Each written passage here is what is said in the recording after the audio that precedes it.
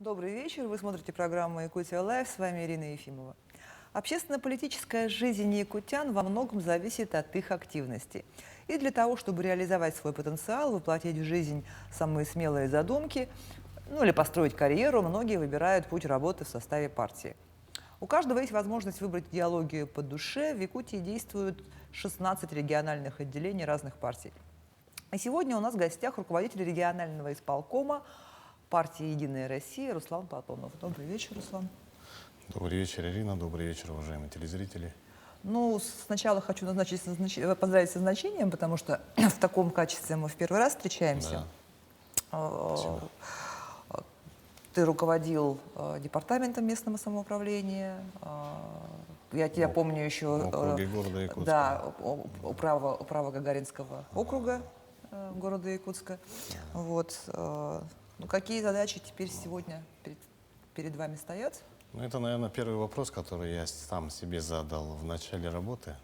Я начал работу в исполкоме партии еще в 2007 году, поэтому это не новое место моей работы. Я возвращаюсь к партийным истокам, будем так говорить. И с 10 января в качестве исполняющей обязанности руководителя исполкома отработал до марта. И в конференцию мы провели Якутского регионального отделения 19 февраля. И Москва утвердила в начале марта. Так что больше месяца на этом поприще. Большие задачи — это у нас, конечно же, народная программа, принятая 20-м съездом партии в декабре прошлого года. Кстати, в декабре прошлого года партии исполнилось 20 лет. И у нас 16 и более направлений. Это и общественная приемная, это партийные проекты, это молодая гвардия, это сторонники, это работа в районах, поселках. И самое главное, наша задача — это работать с каждым человеком. Я неспроста говорю, потому что сам практик, на земле работал, в молодежной политике работу начинал, по общественным организациям с 1999 года. Поэтому толк в этой работе понимаю. И задачу, которую мне ставит партия, секретарь регионального отделения Сергей Николаев, мы четко понимаем. Поэтому задача у нас по всем 16 направлениям и более. Плюс у нас еще и федеральные задачи по стране. Сейчас как раз очень много задач по Донбассу, по гуманитарной помощи. Но я это чуть попозже скажу. Я хочу напомнить, что мы работаем в прямом эфире. Задать вопрос можно, позвонив в студию по номеру 8 41 12 42 14 39 или отправить сообщение в WhatsApp на номер 8 914 235 0502. Вот смотри, ты сказал, что вернулся вновь к партийным истокам, то есть получается такая, ну вот некая спираль, да? Да. Круг. Я в 2007 году помню себя специалистом по работе с молодежью. Тогда зарождалась общественная всероссийская молодежная организация «Молодая гвардия». И мы всей большой командой встречали работу «Молодой гвардии» в республике. Поэтому я сейчас возвращаюсь к своим истокам без преследования каких-либо меркантильных целей. Будем так говорить. А за 15 лет, вот, ну, получается 15 лет, да, с 2007-го, если считать, 22-й год, 15 лет. За эти 15 лет что вот изменилось внутри партии, какие-то задачи? Я еще раз повторюсь, в 2001 году, 1 декабря, родилось движение сначала, и Всероссийская политическая партия. Первые лозунги, первые призывы, первые высокопарные выражения, ну, очень много лозунгов было в первое время. Это становление Всероссийской политической партии, потом начинается первая половина нулевых годов, десятые года, и тут уже более серьезно. Ну, я всегда, новое движение всегда сравниваю с рождением человека. Человек рождается, человек достигает юности, отрочества, молодости, зрелости. И сейчас нашей партии 21 будет в этом году. И, конечно, были моменты, когда слишком много говорили в начале, потом это народ помнит, это мы помним. И сейчас уже такой серьезный подход, более приземленный нужен по всем фронтам направления работы, и по районам республики, и по городу Якутску обязательно.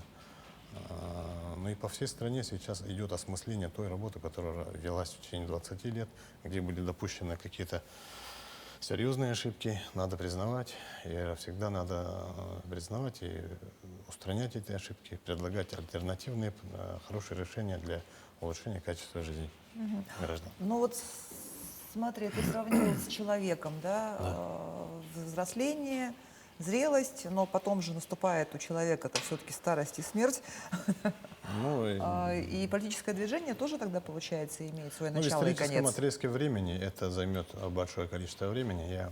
В историческом отрезке времени 20 лет это вообще малый срок. И на самом деле, вот участвуя в селекторах Всероссийской политической партии «Единая Россия», участвуя в прямых встречах с руководителями Центрального исполкома, ощущаешь, какую серьезную работу сейчас и какое требование с Москвы идет в региональные исполкомы страны. То есть вот 16 партийных проектов сейчас работают по всей стране. И каждую неделю у нас четко по графику идет конкретные встречи, селекторы с руководителями министерств и ведомств. Ну, Зампредов, может быть, да. про эти партийные проекты подробнее, потому что, ну, партийные проекты.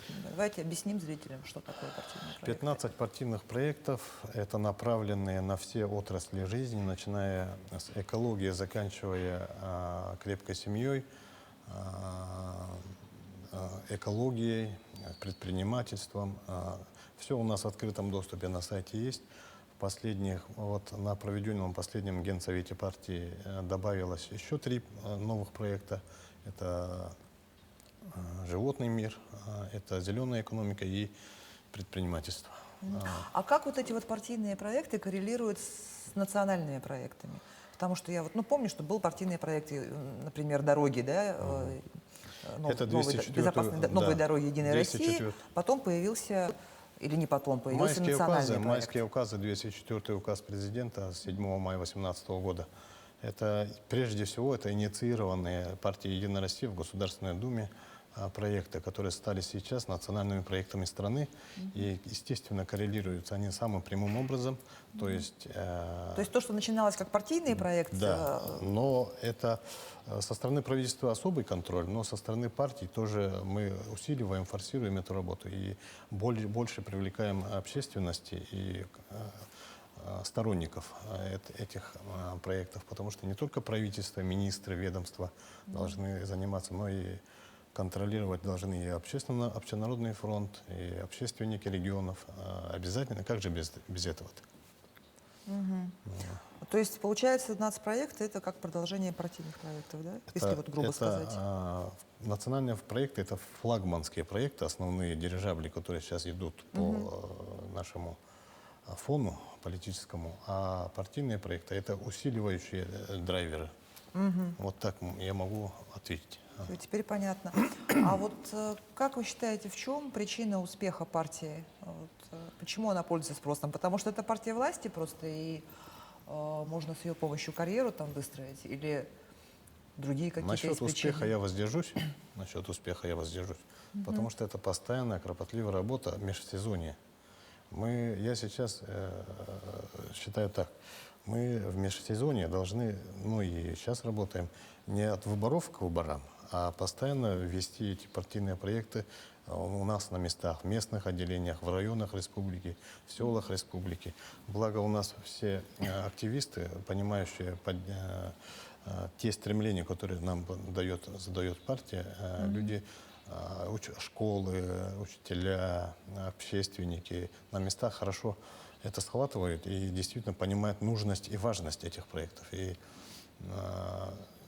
тут большая кропотливая работа, которая действительно к выборным моментам или каким-то срокам, дедлайну, они должны подходить уже с большими результатами.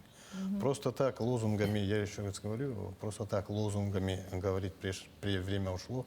Сейчас время пришло уже открытых, конкретных действий, которые люди уже сейчас могут и по телеграм-каналам, и по ВКонтакте, и по всем социальным сетям видеть. Потому что много время вот этих плакатов на стенах, оно ушло. То есть настало время дел конкретных. Давно уже настало, с какого года. И люди открыто видят, открыто обсуждается. Раньше только газеты и телевидение было, и сейчас социальные сети открыли всю правду. Поэтому по-настоящему работающий человек, он всегда будет настоящим человеком. Тут сомнений нет. А вот много ли желающих вступить в партию, или все, кто хотел, уже давно вступили? Нет, почему? Поколение обновляется. Конечно, вступление в любую партию страны – это волеизъявление каждого, но тут молодые граждане, тут и сторонники партии, тут они сами выбирают по тем проектам, по тем предложениям, по тем возможностям, которые мы приглашаем их в работу в нашу партию. И они сами выбирают, то есть силой никого не приглашаем, силой никого не призываем. Люди, когда понимают важность, что это дороги, что это мосты. Вы смотрите, в Вилюйской зоне группе улусов, сколько мостов построено. Такого в Советском Союзе не было. Сколько дорог сейчас идет. Опять же, лозунгами говорить не люблю, но если смотреться в цифры, там есть уже конкретные показатели, каких результатов достигает национальный проект.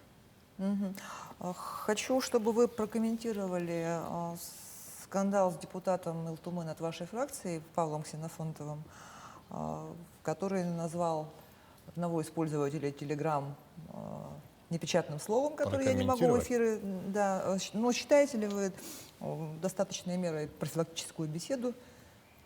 Павел Ильич, что вообще? С Павлом Ильичем знакомы давно. Но это почему у него не спросили, например. Ну, тут я историю... Но я у вас, как у руководителя партии, спрашиваю. Тут историю, конечно, не скандал, а может быть какой-то конфликтной ситуации с человеком, или может быть ботом, или кто там еще. Нет, это не бот, это человек конкретный, да. Тогда, Павел Ильич, мы с ним поговорили, что партия большинства должна воздерживаться от таких резких высказываний в адрес граждан. Ну и с Павлом Валерьевичем поговорили, я думаю, он сам понял. И воздержится впредь, да, от таких резких высказываний? Надо воздержаться, надо всегда иметь более шире взгляд на жизнь и на эмоции не поддаваться. Это все провокации. Да. Я так отвечу. Секретарь Генсовета партии Андрей Турчак предложил национализировать производство компаний, которые объявляют о своем закрытии в России во время спецоперации, которая проходит сейчас на Украине. Какие последствия могут такого решения быть? И не напугаем ли мы потенциальных инвесторов? Кого? Потенциальных инвесторов? Да. Зарубежных? Такой экспроприации. Конечно, могут быть какие-то прогнозы в адрес инвесторов, но это же большая возможность сейчас для нашей страны, я считаю. Если уходят, на сил на мел не будешь. Если уходят, тогда освобождается большое поле для возможностей наших граждан по всем регионам. Импортозамещение сейчас повестка номер 1 по стране. И действительно, наша республика подготовила несколько пакетов антикризисных мер, предложений. Глава республики, секретарь партии Асим Сергеевич в этой части плотно работает, создан оперштаб. И все министерства и ведомства активно вовлечены в работу подготовки этих предложений в ежедневном режиме. Как говорит наш президент, если кто уходит, пусть уходит. А почему мы должны бояться? Это все из-за ментальности, может быть. Сейчас не 91 год. В 91 году в Советском Союзе из истории же читали, когда страну оставили без возможности, без определенных возможностей, без понимания, как зарабатывать на жизнь завтра, от пенсии и зарплата будут платиться или нет. А сейчас мы, вот тогда был другой момент. Сейчас не 91 год, сейчас 2022 год. Стране уже, как я еще раз раньше высказался, 30 лет уже, больше 30 лет стране. И 30-летний человек сам уже решает, как быть со своими деньгами, как быть со своим хозяйством. Поэтому тут сравнивать те годы постсоветской эпохи и нынешняя современная Россия. Тут бояться, я думаю, не надо. Наоборот, все, что делает наше правительство и все, что делает наша партия, это по-настоящему действительно идет. Никаких лозунгов, никаких высоких слов. Все есть в открытом доступе, в цифры какие, все можно посмотреть. Я думаю, тут бояться нечего. Ну, то 30 лет ведь не только нашей стране, но и Украине тоже 30 лет. Ну да. Ну, не добив до конца Советский Союз,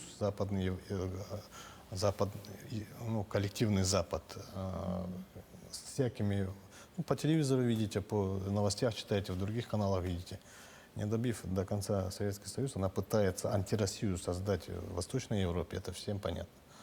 И сегодня в течение 8 лет бомбить Донбасс и при этом никаких мер не принимать со стороны Запада и отмалчиваться, это как? Как это понимать? Ну, это вообще военное преступление, и мы своих не бросаем. В этой части немножко позволю себе лозунг, но это действительно так, потому что мир разделился на тех, кто хочет мира 8 лет, и те, кто хочет мира больше 1 месяца. Это же разные вещи. А какая работа проведена в Якутии, чтобы поддержать людей Донбасса? У нас в республике сейчас уже около 100 беженцев. Созданы пункты временного размещения. По всем районам, по всем местным отделениям у нас идет активная работа по сбору гуманитарной помощи. Предметы первой необходимости, учебники, книги. Что мне нравится в Генсовете партии, вот Андрей Анатольевич всегда обращает внимание на дальнейшую судьбу школьников Донбасса, Донецкой Народной и Луганской Народной Республики. Вот их бомбят, а наш руководитель старается о их школьной программе. Вот это меня действительно изнутри трогает и волнует, что действительно это серьезная забота и старание за будущую судьбу этих детей.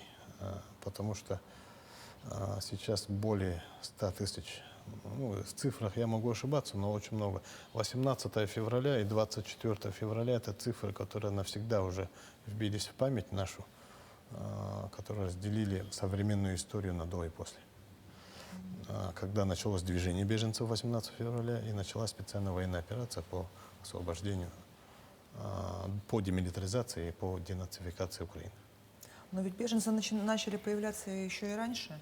Беженцы у нас история помнит 2014 год, да. История помнит 2015 год, но сейчас беженцев намного больше, и сколько они еще будут пребывать, сама судьба их знает. Но сейчас они приезжают в основном в Нерюнгринский район к своим отцам. Они там добывают уголь в Колмаре, работают и обеспечены жилыми домами, квартирами. И дети, ветераны, жены этих шахтеров все приезжают в Нерюнгринский район. Сейчас мы связь держим с нашим местным секретарем местного отделения Чегольнюком Романом Михайловичем. Активно идет в поддержку работа, в поддержку трудоустройства этих прибывших беженцев, ставших на учет, детей в школу, детские сады. Это же серьезная работа. И в каждодневном режиме Георгий Николаевич, тоже у нас есть оперштаб по работе с беженцами из ВЧС, по сбору гуманитарной помощи. 2 раза в неделю мы собираемся. И контроль идет с нашей стороны, со стороны исполкома и кураторов нашего исполкома тоже.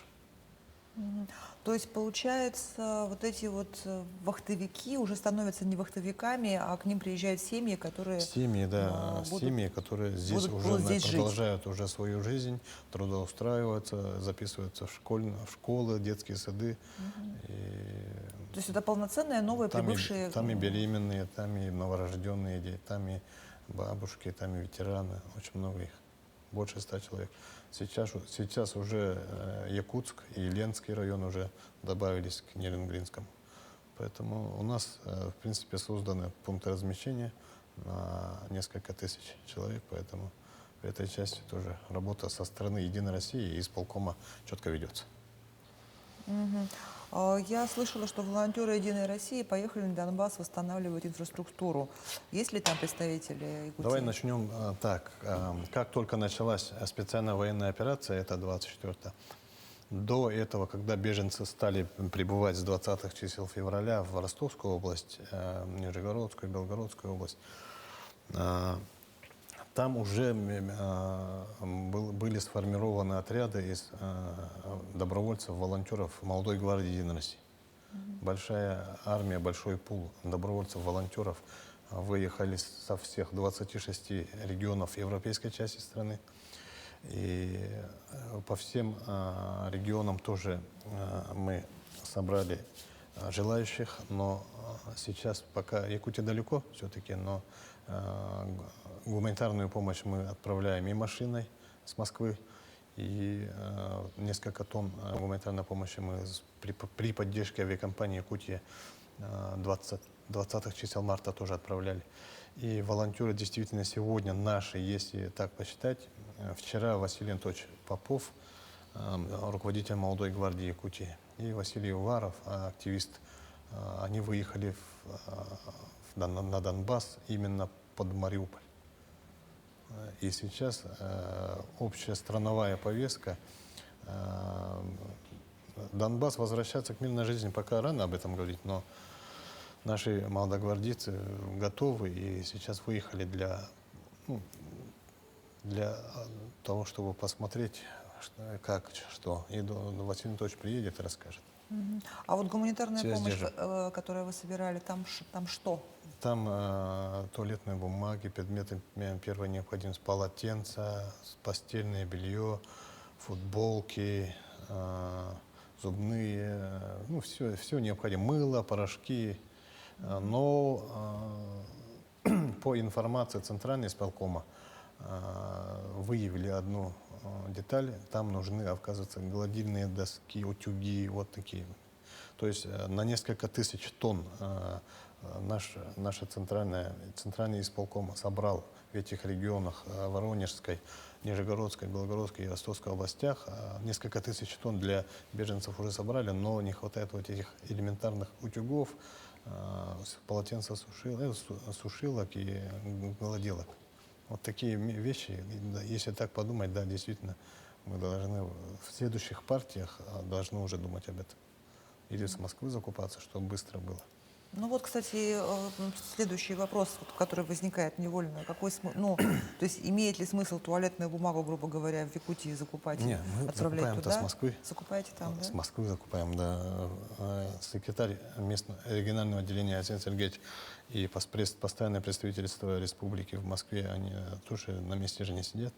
Все это началось, активная работа началась с 20 чисел февраля, и ни один день мы не спускаем все на контроль. Ну вот раз ты сам заговорил о том, что, разговор уже зашел о том, что мир поменялся Да. и сильно поменялся. Миропорядок да? меняется. Вот насколько, как тебе кажется, мы чувствуем давление извне и, не знаю, может быть, дело, конечно, неблагодарное делать прогнозы, да, но вот... Нет, за прогнозы я не возьмусь конкретно так, но давление мы чувствуем в качестве повышения цен. Повышение цен на продукты, на строительные материалы, импортные товары, которые пересекают границу. И все же это в долларах. Сейчас курс доллара, сами посмотрите. Курс доллара сейчас упал обратно. Ну да, сейчас... А вот, кстати, тоже... Перед пандемией, Ирина, я отмечу, 2020 год, 17 марта, тоже навсегда осталась в нашей памяти эта дата. тоже так же было. Смели все во всей стране, не знали что. И вот этот шок народный, и общества, он всегда есть, потому что человек не знает о неопределенности и не понимает, когда это заканчивается. И цены, благодаря нашему правительству сейчас идет спад на цены по металлу. Сегодня я уже услышал, цена за тонну 79, если не ошибаюсь. У меня строители сегодня, мы с ними тоже общаемся.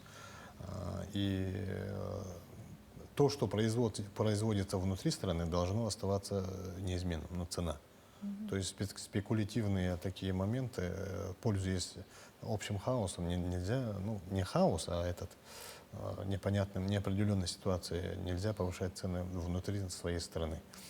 И мы сейчас, на месте в городе Якутске, своим исполкомом мы начали такую акцию «Адекватная цена». Каждый день выезжают ребята молодой гвардии и наши журналисты по тем магазинам, по округам города Якутска и фиксируют те цены, где есть адекватная цена, нормальная, или такой подъем безосновательный. Да, например, там хлеб стоит везде там по 50 рублей, а где-то там 57. Но это уже сразу заявление пишем в Госкомцен. И также сейчас в Республике Саха-Якутия начинается строительный сезон, и сейчас мы адекватную цену, акцию более расширим и будем уже проверять цены на строительные материалы. Это краски, акватексы, доски, саморезы, эти все, то, что у нас производится внутри страны, будем еще проверять, сколько стоят бензопилы, и все то, что необходимо для строительства домов. А как вы считаете, справимся с санкциями? Конечно, справимся. Мы не должны думать, опять же повторюсь, 91 год, это немножко другое время было. Сейчас коллективный Запад, если я немножко себе позволю такое изречение, эти удобства, да, в кавычках я буду говорить, потом удобства по замещениям, импортным замещениям, разные вот эти товары, которые у нас в стране, они, то, что вот Инстаграм, разные Ютубы имеют свою роль вреда, и на самом деле мы же свою настоящесть не забыли же. Мы же все родились в Советском Союзе, все делали сами, решали сами. А тут благодаря, в кавычках, опять же, импортным товарам мы забыли про свое производство, про свою идентичность. Мы должны все свое создавать сами. Почему нельзя? Надо начинать с себя.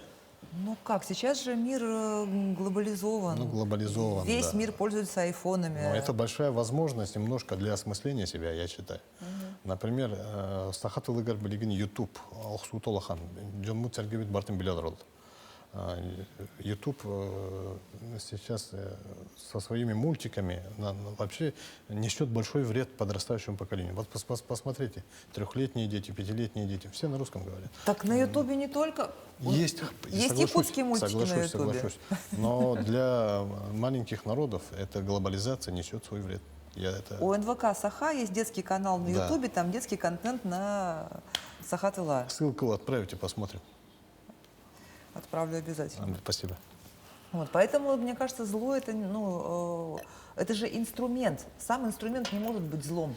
То есть контроль нужен, конечно. Нож, его можно использовать как там орудие для преступления, да, а можно колбасу резать. Да. То есть нож-то не виноват. Мне кажется, что и YouTube, он... Им же можно пользоваться как в просветительных целей, как нашу программу выкладывать. Большее количество времени родители дают гаджеты детям, и это все остается. И YouTube практически получается воспитателем подрастающего поколения в раннем возрасте. Я об этом хотел сказать. Ладно, Может быть, неправильно выразился. Хорошо, давай про Алекминск. Единая Россия выдвинула бывшего главу МВД Якутска Николая Кульбертинова, которого мы все хорошо помним, на досрочные выборы депутата Илтумена по Алёкминскому одномандатному округу, Избирательному округу номер 12. номер 12. Но это желание Николая Ивановича самого. Прежде всего, кандидат, выставляющий свою кандидатуру, это он инициативу проявляет сам. Николай Иванович принял такое решение выдвинуться с родного района Алёкминского, он там родился, начал трудовой путь в Алёкминском районе и выставился кандидатом в депутаты в одномандатный избирательный округ номер 12 Алёкминского района. Выборы назначены летом, и сейчас как раз Николай Иванович будет работать в своем районе, будет собирать наказы избирателей, работать, встречаться с коллективами. И мы, как партия, его поддерживаем. Кандидатура неплохая, я считаю, человек опытный. Я думаю, достойно защитит интересы алёкминчан в Государственном собрании Алтуна. Ну вот, кстати, ты сказал, что человек захотел выдвинуться сам, его желание, это понятно, но вот такой вопрос. Конечно, Николай Иванович, тут не сомневаюсь в его качествах, там, моральных и так далее, но бывает ведь такое, когда на праймерис там, «Единой России» выдвигаются люди случайные, может быть, нужно какую-то более тщательную проверку проводить? Праймерис — слово американское. Сейчас надо говорить предварительное голосование. Это будет правильно. Да, предварительное голосование — это внутрипартийное голосование. Члены партии только могут голосовать за того или иного кандидата. Поэтому праймерис у нас состоялся в Алёкминске, и действительно результат был там 15. Но я сейчас не про Алёкминск, я говорю про печально известную свою коллегу Сусанну Рожину, которая принимала участие там, когда-то выдвигалась. Она членом «Единой России» не была, она сторонником даже, по-моему, не была. История без меня шла, я эту историю сейчас комментировать не могу. Хорошо. Госдума приняла закон, выдвинутый депутатами «Единой России», о признании участников спецоперации на Украине ветеранами боевых действий. А что они получат, как их будут поддерживать? Закон принят, и действительно, на самом деле, тут я хотел бы сказать так, это не антитеррористическая какая-то операция, это военная спецоперация. И действительно, характер там наступательных войсковых задач там имеет определенный характер свой. Поэтому, конечно, те солдаты и офицеры, которые сейчас сражаются по демилитаризации и денацификации этой страны, они действительно несут такую большую ответственность и рискуют здоровьем и жизнью. Поэтому я точно знаю, что секретарь Генсовета нашей партии Андрей Анатольевич Турчак был инициатором, одним из инициаторов основных этого закона, и действительно льготы на оплату тарифов ЖКХ, на транспортное обеспечение эти ветераны, участники боевых действий обязательно получат. Закон, он будет скоро разослан по всем регионам, и действительно наши все законодательные органы это все примут, и надо вести разъяснительную работу. Ну вот и нужный закон. И такой еще вопрос. Один тоже из руководителей вашей партии, Дмитрий Анатольевич Медведев, рассуждал о смертной казни не так давно в России. Потому что, что она может вернуться, потому что сейчас Европейский суд по правам человека нам мы же как страна вышли из Евросоюза. Да. И надо уходить прочь от этой богадельни тогда, получается. Я так выражусь. Потому что смертная казнь, она в Советском Союзе была, все знают. В Соединенных Штатах смертная казнь есть, в Китае есть. Но вопрос, конечно, серьезный, и сразу сейчас об этом сказать да или нет, я думаю, вопрос требует тщательного изучения, потому что... Но мне всегда казалось, что как-то поступательное развитие человечества, смертная казнь была, но она осталась там где-то в 20 веке. То есть раньше руки там отрубали кому-то, в Китае руки отрубают. Господь, конечно. Взяточникам. То есть, по мере взросления общества, что-то остается. атовизмом? Нет? Когда большие преступления идут от серийных убийц, там, больших преступников, ну, тогда невольно задумываешься о таких моментах, да? О смертной казни разных этих людей. Но сейчас вопрос, еще раз говорю, требует и тщательного изучения. И как скажет комиссия Госдумы, которая будут принимать эти инициативы, они же в материалах сейчас пока еще не приняты нигде. Это просто допущена мысль такая зампредом Совбеза страны. И действительно от этой европейской, мы из Евросоюза вышли, тогда у нас должно крепчать и свой закон должен крепчать, и свое законодательство. Я думаю, примут правильное решение. Давай закончим на более позитивной Ну ноте. День Республики скоро, что-то, какие-то планы Так наверняка это же есть. наш самая главная дата 22 года. Всех телезрителей, всех жителей республики, города Якутска и вас, Ирина, поздравить хочу. Республики всей. Не Все. только Якутск нас смотрит. Ну да, я же говорю, всех районов. И поздравить с столетием республики. Действительно большая история. Вот мыслями возвращаясь в 1922 год, после этого коллективизация, Великая Отечественная война, строительство Советской Якутии. Славная история, поэтому мы должны быть достойны этого и жить, и работать во имя повышения качества жизни нашей республики. Я так закончу. Спасибо большое. Спасибо большое, Руслан. Спасибо за приглашение. Да, Будем встречаться, я думаю, чаще. Некоторые вопросы нам помогли подготовить коллеги из Центра управления регионом. Ну, на этом программа «Якутия Лайф» подошла к концу. Меня зовут Ирина Ефимова. Смотрите нас по будням в 19:15. Расскажем, чем живет Якутия.